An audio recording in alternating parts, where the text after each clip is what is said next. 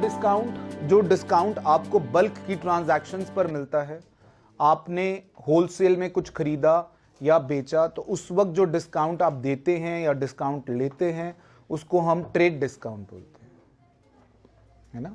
Trading पर, buying and selling, आपने बहुत ज्यादा बाइंग करी, बहुत ज्यादा सेलिंग करी, उस पे जो डिस्काउंट आपको मिल रहा है या आप दे रहे हैं, that discount is known as trade discount. ठीक है। देन कैश डिस्काउंट, जो डिस्काउंट आपको बल्क की ट्रांजैक्शंस पर मिलता है, सॉरी कैश की ट्रांजैक्शंस पर मिलता है, आपने समय से पहले पैसे दे दिए किसी को या ले लिए, उस वक्त जो डिस्काउंट मिलता है that is called cash discount. किसी ने आपसे कहा कि 3 महीने में पैसे देने हैं, आपने कहा अभी दे रहे हैं, बताइए क्या डिस्काउंट देंगे, that discount is known as cash discount. ठीक। Now this kind of discount is not shown in the books of accounts. Trade discount को हम बुक्स ऑफ अकाउंट्स में नहीं दिखाते, मगर कैश डिस्काउंट को हम बुक्स ऑफ अकाउंट्स में दिखाते हैं। फिर ये डिस्काउंट क्रेडिट ट्रांजैक्शंस पर भी अलाउड है। कौन सा वाला? Trade discount. मगर कैश डिस्काउंट क्रेडिट ट्रांजैक्शंस पर अलाउड नहीं है। वो तो मिल ही इसी ले रहा है क्योंकि आप समय से पैसे दे रहे हैं। Am I right? मैं दोनों का एक एक एग्जाम्पल लेके चल रहा हूं बेटा, पहले इंडिविजुअली दोनों को, फिर दोनों को कंबाइन। जैसे उदाहरण के तौर पर purchase goods worth 10,000 at discount off 10%। Number 1, अगर तो ये ट्रेड डिस्काउंट है, अगर ये कौन सा डिस्काउंट है? Trade discount. 10,000 का माल खरीदा है, 10,000 का 10% हुआ 1,000। 10,000 का 10% कितना हुआ बेटा? बचा कितना? 9,000। आपकी एंट्री होगी plain purchases account debit 9,000 to cash account 9,000। Simple कि माल आ गया, पैसा चला गया, उस 1,000 का जिक्र आपने नहीं करना है जो डिस्काउंट आपको मिला है। क्यों? क्योंकि ये ट्रेड डिस्काउंट है। Had it been cash discount तो आप दिखाते, जो कि मैं अगले पार्ट में करने वाला हूं। अगर यही कौन सा डिस्काउंट हो? Cash discount. तो कैश डिस्काउंट के केस में क्या होगा? In case of cash discount आप यहां पर परचेजेस अकाउंट डेबिट पूरे 10,000, क्योंकि अब डिस्काउंट दिखाना है, टू कैश अकाउंट 9,000। एक्चुअल में आपका कैश कितना जा रहा है बेटा? एक्चुअल में कैश कितना जा रहा है? 9,000 to discount received account, because this is a kind of gain for you. आपने किसी से 10,000 का माल लिया और उसको बदले में 9,000 दे रहे हो, तो 1,000 आपके लिए फायदा हुआ ना बेटा, 1,000 आपके लिए गेन हुआ ना बच्चे। So that gain is credit all the gains के नाम से आपका क्रेडिट में डिस्काउंट रिसीव्ड आ गया। अगर यही आपने माल बेचा होता और आपने डिस्काउंट दिया होता किसी को, तो यहां पर आता cash account debit 9,000, discount allowed account debit 1,000, to sales 10,000। Am I right? Getting my point और नॉट? तो ये हो गया हमारा कैश डिस्काउंट। ट्रेड डिस्काउंट जिसमें डिस्काउंट नहीं दिखाना है, कैश डिस्काउंट जिसमें डिस्काउंट दिखाना है। अगर आपने कुछ परचेज किया है तो डिस्काउंट क्रेडिट हो रहा है because it is a gain. अगर आपने कुछ सेल किया है तो डिस्काउंट डेबिट होगा क्योंकि it is a loss. Is that okay? I am taking one example जिसमें दोनों डिस्काउंट्स इकट्ठे होंगे। One example with both the discounts together.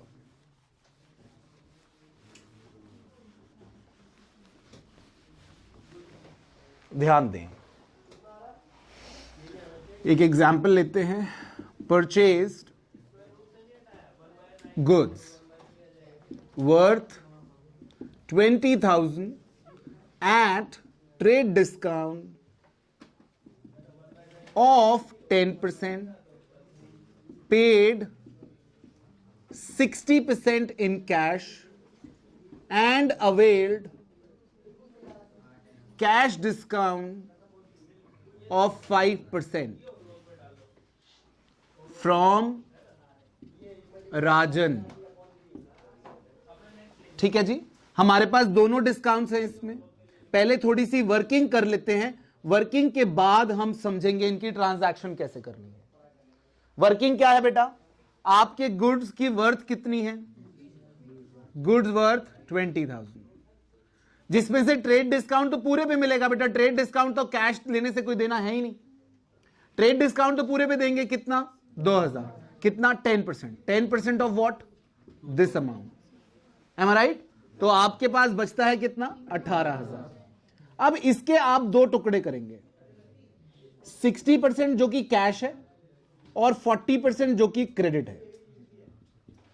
हाँ बेटा, 60% कैश है और 40% उधार है, उसने बोला है आपको। तो 60% होता है 10,800 रुपए और 7,200 हो गया क्रेडिट।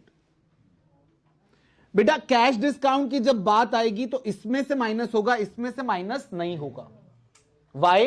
कैश डिस्काउंट का प्री रिक्विजिट होता है only on cash transactions. Cash discount किस पे मिला करता है? तो ये 40% तो दे नहीं रहा, ये कह रहा है पेड 60% इन कैश। अगर 60% कैश में दिया है तो भैया जी हम डिस्काउंट भी फिर सिर्फ 60% पे देंगे। कौन सा वाला? कौन सा वाला discount? Cash discount. Trade discount में हम ऐसा डिफरेंशिएशन नहीं करते। ट्रेड डिस्काउंट देते वक्त हम ऐसा डिफरेंशिएशन नहीं करते, हम सब पे देते हैं। लेकिन जब हम कैश डिस्काउंट देते हैं तो केवल कैश की ट्रांजैक्शन पे देते हैं। तो हमने कैश की ट्रांजैक्शन में से डिस्काउंट माइनस करना है, कितना? 5%, 540 रुपए।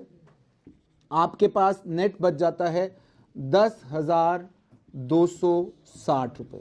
अब आप इसकी ट्रांजैक्शन अलग कर लीजिए, इसकी अलग कर लीजिए, ताकि आपको कंफ्यूजन ना हो। कुछ बच्चे कंबाइन भी करते हैं, दैट इज योर चॉइस। आप कंबाइन भी कर सकते हैं, और अगर आप अलग अलग करेंगे तो आपको थोड़ा सा कंफ्यूजन कम होगा, आपकी गलती के चांस कम होंगे। ठीक है, आई डोंट से कि आप कंबाइन नहीं कर सकते। तो मैं करूंगा अलग अलग। परचेजेस अकाउंट डेबिट, कितना बेटा? पूरा दिखाऊंगा क्योंकि डिस्काउंट दिखाना है। डिस्काउंट दिखाना है तो पूरा दिखाऊंगा। अगर ये भी ट्रेड डिस्काउंट होता तो ये दिखाता सिर्फ purchase account debit 10,800 to cash account 10,260 to discount received account 540। Am I right? और इसके लिए सिंपल है, उधार की ट्रांजैक्शन है। Purchases account debit to credit the giver to Rajan's account 7,200। जो बच्चे इन दोनों एंट्रीज को कंबाइन करना चाहें तो वो क्या करेंगे? परचेजेस अकाउंट डेबिट 18,000, दोनों मिल जाएंगे ये। To cash 10,260 to discount 540 to Rajan 7,200। I mean if you want to combine.